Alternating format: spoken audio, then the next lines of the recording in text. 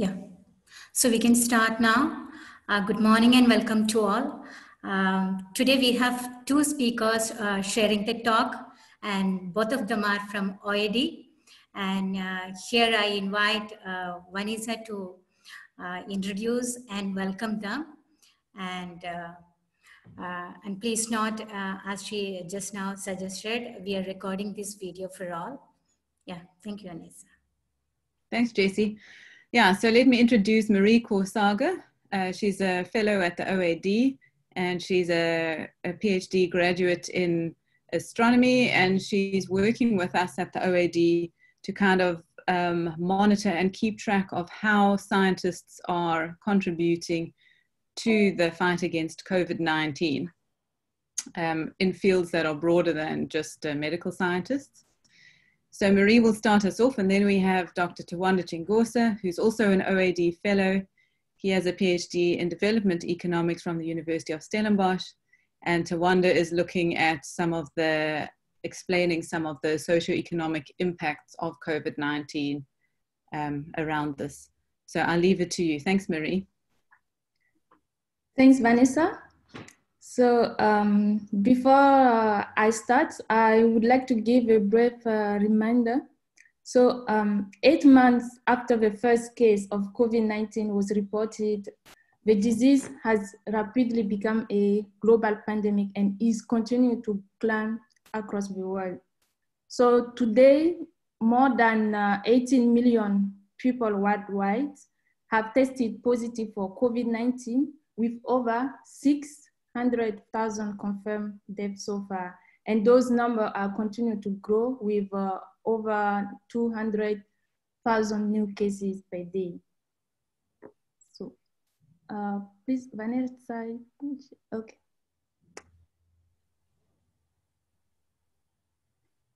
So since treatment and vaccine for COVID-19 are still being actively researched, different procedures have been used to limit the widespread infection of the virus while a proper cure is being developed. So we don't know yet how long COVID-19 is going to be with us. If we don't develop a treatment or a vaccine very quickly, it could be months, or it might last years if we don't. So if nothing is done, according to the recent studies published by Prof. Bruce Bassett, we would expect at least 80% of any population to become infected with COVID-19 before the disease naturally stops spreading. And so to avoid this, every country around the world is taking measures to contribute to protect its people while a proper cure is being developed. So we all know that at this time, the most safe and effective way to minimize and prevent the spread of COVID-19 is to adopt social distancing, quarantine, stay-at-home policies for non-essential businesses, frequent hand washing, and use of hand sanitizers, etc. Indeed, all these quality recommendations are only possible because of the science that came before. Next slide, please. So, and then the next one. So in the fight against this ongoing pandemic, scientists are working together to help understand the spread of the disease and to help develop new treatment and vaccines to increase healthcare capacities. So in this talk, I'm going to give a synthesis of activities and role played by scientists who are usually working in areas not related to infectious disease. And the presentation will be divided in 3 parts. The first part will be focused on the astronomy community, and the second part on the other non-medical science community. And the last part will be on the positive impact of COVID-19 that Tawanda will be talking about. So let's start with the first part, the astronomy community. So according to the global data, approximately 6% of people infected with COVID-19 become severely sick and needing help to breathe. So indeed, this has created a worldwide demand for ventilators. And a number of astronomers have taken up this challenge of producing new technology and low-cost ventilators to help medical communities address the shortage of ventilator needed. So for example, in US, to help defeat the coronavirus that has now killed nearly 160,000 people, the NASA used its personnel and technology to develop a high-pressure ventilator called Vital that you can see on the right-hand side image. So, the Vital, which stands for Ventilator Intervention Technology Accessible Locally. And the ventilator could assist patients require breathing assistance. And the specific thing is the Vital ventilator design is simpler and faster to build than the conventional ventilator and naturally low cost. Also, NASA worked in collaboration with other companies on a decontamination system called Ambustat that you can see on the right-hand side image. And so the system developed 5 years ago was initially used to distribute droplets of sterilizing fluid for rapid decontamination of ambulances, hotel rooms, classrooms, etc. However, the new version of the system will be at low cost and can be used to disinfect surfaces as well as killing pathogens such as the coronavirus that are floating in the air. And next slide. So in Italy, Dr. Cristiano Galbiati, who is an expert on the search for dark matter particles, is working in collaboration with physicists, engineers around the world to develop and program a simple ventilator called the mechanical ventilator Milano. And that could easily be manufactured and run with just oxygen and electricity using the expertise in creating very complex systems with gases for particle physics. And the very important characteristic of these ventilators is its simplicity and its mechanical design, which allow for rapid production. Also in Canada, we have a Dr. Arthur MacDonald, who is a professor emeritus in physics and astronomy at Queen University, and also a co-recipient of the 2015 Nobel Prize in Physics, worked in collaboration with other physicists around the world to design and manufacture ventilators that provide a controlled supply of oxygen and air to COVID-19 stricken patients. And so the ventilator design was derived from the collective expertise that they gained in the design of gas handling and electronics control system used in the search for dark matter. And so once again, the goal is to develop a ventilator model to meet current needs that can be constructed quickly and very naturally low cost in Canada and also in other countries. Next.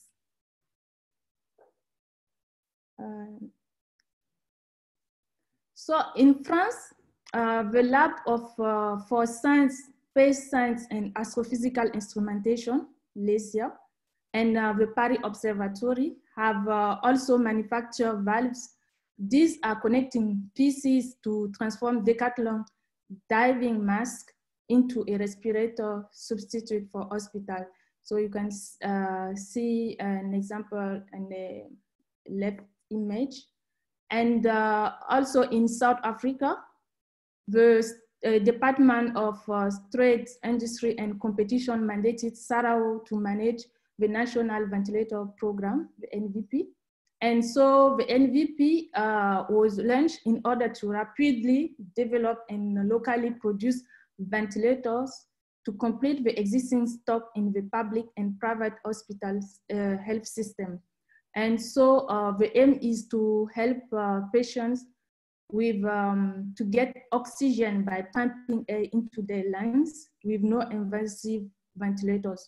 And this will help to treat the majority of the hospitalized stricken cases in South Africa and also across sub-Saharan Africa. And so for the success of the project, Sarah worked in collaboration with other scientists and astronomers and engineers team at SAO and SALT on the process to manage the MVP for the local design. One important thing is that the ventilator project is based on the experience that the SARAO has gained in the development and construction of the Meerkat radio telescope. And so if everything goes well, the first units are due to be delivered for hospital this month. That's a good news.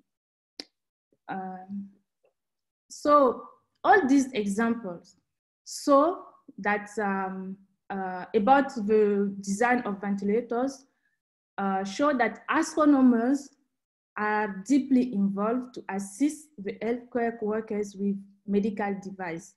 So other interesting activities have also been conducted. For example, next please. In Tanzania, astronomy students from Meru University of Science and Technology have developed a solar-powered foot-activated hand wash system to help cope with the spread of the virus in the country. So you can see it on the first right-hand side image. And so this project, this is one of the COVID-19 projects that OAD have found. So it's an interesting project, and they're also trying to explore more, to do more by producing hand sanitizers for students and the population also. And in Australia, an astrophysicist and an engineer have created a proximity detector device that gives out a warning when two people are closer to each other than the recommended social distancing level. And next, please.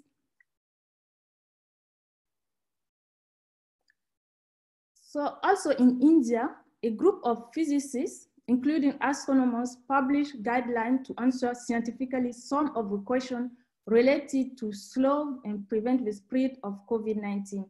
And the particularity of these guidelines is that they are available in many Indian languages and are taking into account the local living conditions that makes sometimes the physical distancing difficult for the population. And you can, an example of a guideline can be seen on the image on your right hand side. And also the NASA Space Up COVID-19 Challenge, in collaboration with other partners, are organizing a global hackathon which regroups scientists around the world to solve challenges related to COVID-19 using space-based data. Next, please.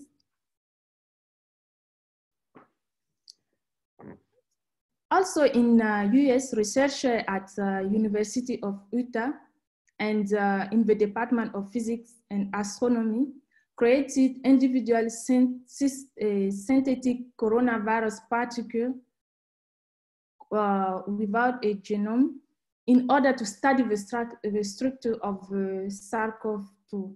So creating the virus without a genome make it incapable of infection or replication. And the idea is to figure out what makes the virus fall apart, what makes it tick, and what makes it die.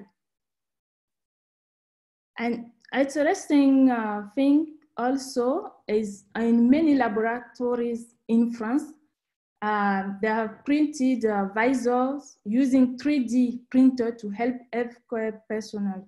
And also the CNRS, Centre National de la Recherche Scientifique, expressed a need for specialists in simulation, and most astronomers have responded to this call and are working with epidemiologists to model simulation of contaminations that can predict the appearance of peak and help to understand the initial condition of the pandemic, and also to focus the future evolution of COVID-19 outbreak. And many similar studies conducted by astronomers have also been done around the world. So we can have, we have, for example, interesting studies published by Prof. Bruce Bassett, Daddy and Tal, and also Arco and Tal. So all these activities show the incredible impact that the astronomy community have in play in the fight against the COVID-19 pandemic. And so let's explore very quickly the effort done by the other non-medical scientists. Next, please. So, as I said at the beginning, scientists who are not directly involved in medical science are putting together their skills and expertise to work in order to contribute to in the fight against the pandemic. So I'm going to give some examples of activities conducted by these non-medical scientists. First, Indian scientists are working together to address issues related to the pandemic by sharing accurate science-based resources with the public and helping healthcare personnel via mathematical modeling, app development, and producing low price of personal protective equipment for healthcare workers, and etc. Also, researchers in London have created a COVID symptoms trackers, and so which is one of the most popular apps in the UK. And this app provides facilities such as tracking the symptoms of COVID-19, home testing, temperature reading, etc. And it could also help to the National Health Service to learn more about the spread of the virus in specific area, and also to understand in order to understand the symptoms of the virus. We also have the interactive map hosted by the Center for System Science and Engineering at Johns Hopkins University in US, which visualizes and tracks confirmed cases, death and recovery for all affected countries in real time. And one interesting thing is this dashboard is developed to provide public researchers, public health authorities, and general public a tool to track the pandemic as it unfolds. And we also have the UK Space Agency and the international partnership who are working together to help medical staff around the world and to provide the best possible care for all patients using satellite and space technologies such as satellite communications, health observation satellite, technology derived from human space flights. Next, please. The Department of Science and Innovation in South Africa is working together with the Technology Innovation Agency, the South African Medical Research Council, the Department of Trade, Industry and Competition, universities, to create COVID-19 vaccine locally in the country. And we also have the COVID-19 South Africa dashboard, which has been created by a team of scientists from ITEMA Lab in collaboration with other partners to observe the development of the virus in the country and provide prediction for the spread and impact of the pandemic in South Africa. And also in US, the Charles W. Brown Planetarium at Ball State University is contributing to fight against the coronavirus pandemic by volunteering its supercomputers to run Rosetta Home. And this is a computing project for predicting the protein structure of the virus behind COVID-19 in order to help scientists understand the structure of the coronavirus. And the last one is many scientists are doing COVID-19 modeling using their expertise in mathematics and modeling to set out key challenges in major area in infectious disease dynamics by collecting detailed data on how people interact over a day, taking into account their age, their localities, etc. And so all these tools that scientists developed through this crisis will have positive impact on the development in the long term. And I will let Dr. Tawanda take over and talk about it. Thank you. Thank you very much, Marie. If we can move to the next slide, please, Vanessa. Okay, so COVID-19 is certainly a bad thing. It's a terrible thing. But as we pick up the pieces, I think it's worth acknowledging that some of the current efforts are going to be useful in the future. They are going to benefit development, the economy in general in the future. So we see a silver lining amidst all the challenges. So the COVID-19 response effort was actually an embodiment of science in action. Scientists from all facets of life, they sprang into action. Policymakers, everyone was very involved to ensure that we take action against the pandemic. So for me, there are three ways in which there are three perspectives from which I see this silver lining. So the first one is in humanity's ability to learn from the crisis. There are so many learning points, so that's a silver lining on its own.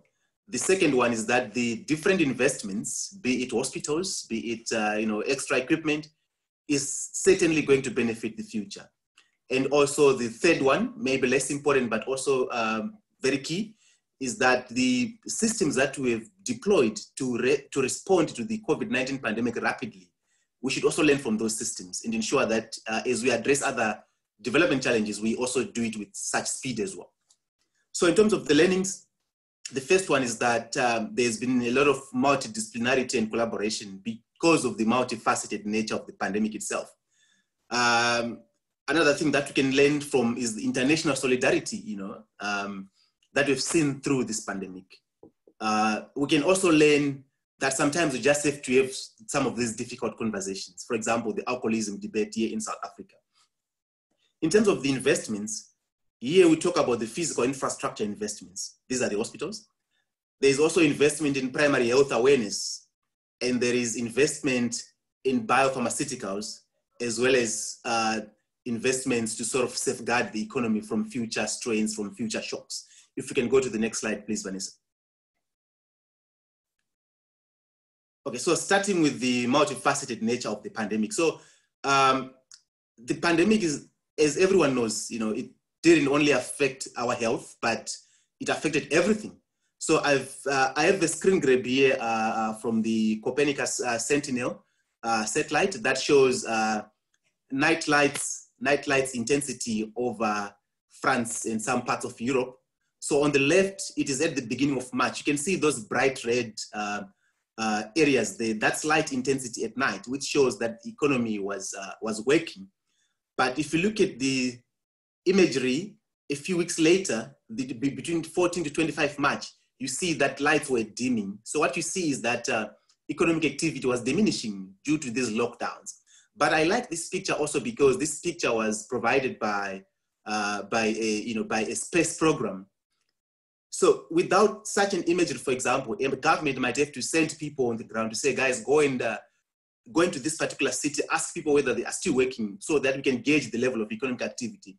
But with collaboration between policymakers, epidemiologists, and space agencies, we can actually easily see that, this is what has happened to the level of economic activity without necessarily risking people to go on the ground and carry out a survey. So this is just a sort of a crude example that shows the importance of collaboration. This is just one example. There are many examples that have seen, because of the multifaceted nature of this pandemic, that have seen a lot of collaboration. So I think we can learn from this collaboration in multidisciplinarity. I think we've seen it everywhere.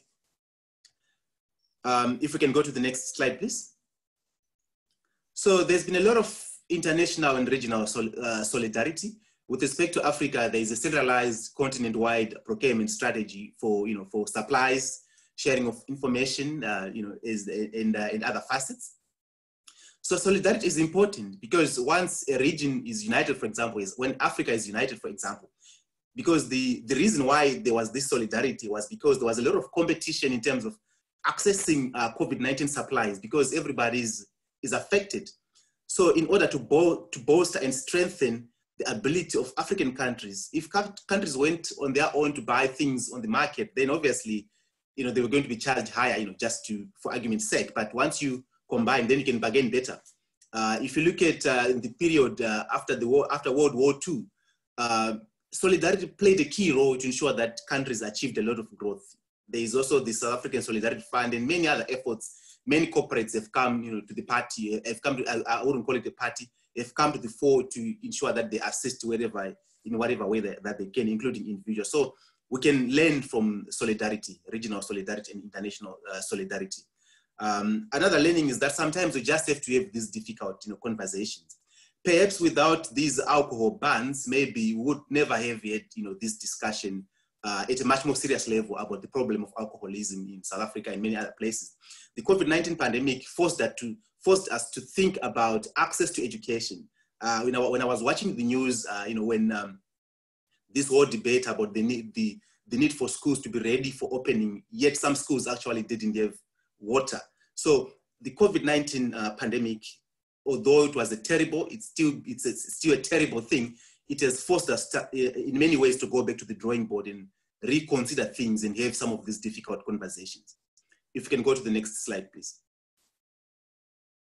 So here I'll now talk about the investments. So the demand for drugs, for example, it's effective demand. Before we discover, a new virus, then we don't have a drug, for it. So this virus is ensured that we invest in physical infrastructure investment. All the hospitals that we build today, all the things that we procure for our hospitals, for the health sector, many of them are durable. So they are going to be used in the medium to long term, which will then benefit the population. A healthy population should, in more ways than one, translate to a healthier economy, because the government is losing less labor, less people. It is losing less labor force, and it is spending less money on health. Then in terms of primary health awareness, all these campaigns, all these conscientization efforts to ensure that people wash their hands, that they observe hygiene in the workplace and their personal lives, is going to contribute immensely to primary health, to primary health care. Because whereas COVID-19 is ravaging the continent and everywhere else, we still have a lot of deaths resulting from diarrheal diseases like cholera and things like that. So one hopes that these awareness campaigns will also bear fruit in terms of ensuring that we actually record some wins in terms of because when you wash your hands afraid of catching COVID-19, then you also protecting yourself from catching diarrheal diseases. When you look at the workplace, for example, there's been a lot of regulations and legislation being put in place to ensure that companies, they comply with ensuring that workplaces are hygienic, there is infection control that is taking place. So those things, in my opinion, should be, to the extent possible, should be allowed to remain in place going into the foreseeable future to protect not only against COVID-19, but to protect against other unforeseen, pandemics that may come in the future. So these things should have, a benefit in the long term. If people are used to the culture of, always being awareness about, hygiene and things like that, is definitely going to pay off in the long term. So obviously these are biopharmaceutical investments. The news say there are more than 100. In fact, there are hundreds of drug trials which are currently underway the world over. So many of these drugs, even if some of them are not going to be as effective for COVID-19, but some of them or many of them are going to be important lines of defense for many health emergencies that may come in the future. For example, we've read news of drugs like BCG, drugs like other drugs, hydrochloroquine. I'm not vouching for it necessarily. Other drugs that have said to be effective in terms of maybe reducing the severity of symptoms and things like that. So all these things that are being developed now will be an important part of Arsenal in the future. How about economic investment? So I will just give an example. After the 2008 global financial crisis, governments adopted a lot of mitigatory measures to ensure that the banking sector is secure, to ensure that the economy is secure in general. So the COVID-19 pandemic came as a shock to insurers, to across the entire economy. So governments will obviously be thinking about ways. The word new economy has been trending, across various platforms. So obviously, as governments build the new economy, they will obviously apply their minds and think of ways that they can safeguard the economy, think of ways that they can safeguard the vulnerable, because many people have now, realized even more now that the extent of vulnerability, to unforeseen circumstances, to unforeseen shocks such as the COVID-19 pandemic. So responsible governments, as they try to, put in place these safeguards for the future, then it's definitely going to positively affect these vulnerable people. Next slide, please, Vanessa. So across society, you have seen this rapid deployment of systems. At the OAD, for example, we coordinated this this call for COVID-19 grants, it was unprecedented, at least within the OAD, the speed at which this process sailed through. So I think as we address other development challenges in the future, we should do it with some bit of speed, right? So when when you gain too much speed, sometimes it may be difficult to comply. But I guess we can strike a balance like we've seen across different facets as we try and contain this pandemic. Next slide, please. So I'll just read the conclusion that the different scientific contributions in the fight against the coronavirus pandemic show us that science is necessary and useful in daily life and can become more efficient, open, and collaborative in a time of crisis. The tools that scientists develop through this crisis will be useful to face future crises. So I should say that I really admire, the agility and speed to which scientists responded to the call, to the call of duty, and I wish that we can together in a multidisciplinary fashion, think more broadly and think more, intensively about how we can use this sort of speed and working together to address other development challenges when COVID-19 is behind us. Thank you very much.